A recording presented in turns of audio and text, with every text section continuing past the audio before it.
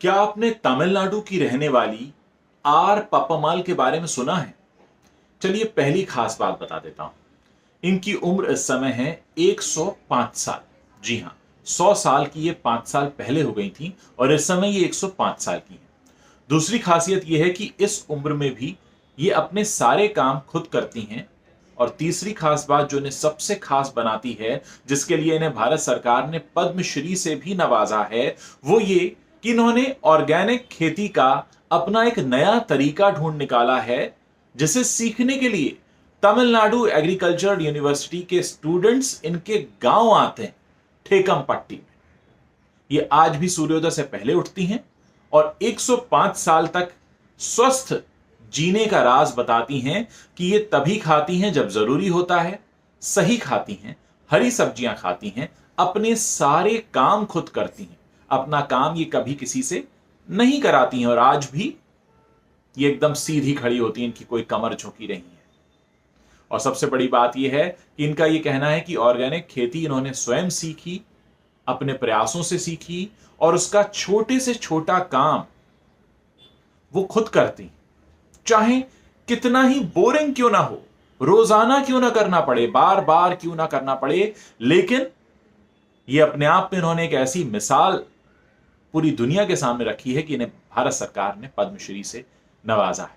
और मैं इस बदलाव को देखते हुए खुश हूं। अभी तक तो मुझे लगता था कि बॉलीवुड में कैमरे के सामने ठुमके लगाने वालों को पद्मश्री और पद्म भूषण और पद्म विभूषण सब दे दिया जाता था, लेकिन जो रियल हीरोज हैं उनकी कोई बात नहीं करता था। लेकिन अब यह फर्क आया और इस फर्क को लेकर आए हैं आप लोग, क्योंकि आप लोगों ने इस फर्क को पहचाना, नकली और असली में फर्क करना सीखा, इसके बारे में बात करनी शुरू की। और अब देखिए, सरकार की तरफ से इस साल जो पद्मश्री दी गई हैं उसमें एक भी रियल लाइफ हीरो का नाम नहीं था, इन जैसे लोगों के नाम थे। आप सोचिए कितने कमाल की बात है कि आज भी ये सूर्योदय से पहले उठती हैं। सूर्योदय से पहले उठना, अपने खेत की पूरी रखवाली करना, जाकर पूरा चक्कर लगाना, जो स्टूडेंट्स आए हैं उन्हें इस तरीके के बारे में बताना। ये केले की खेती भी करती हैं, चने की खेती भी करती हैं और इनका ये कहना है कि हर फसल इस तरह से उगाई जा सकती है।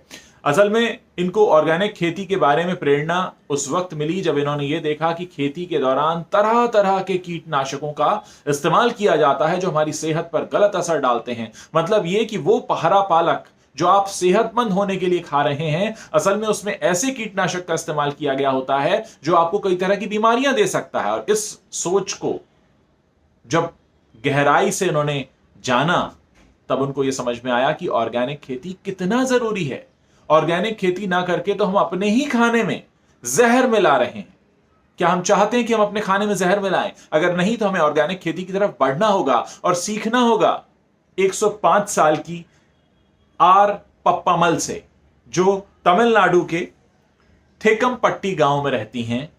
खुद 105 साल की हैं, तो आप सोच सकते हैं कि इन्होंने कितना शुद्ध अन्न खाया होगा, कितने शुद्ध फल खाए होंगे, कितनी शुद्ध फसल खाई होगी इन्होंने। और आज ये वही सिखा रही हैं। 105 साल की उम्र में भी आज भी ये रोज सीखती हैं, सिखाती हैं।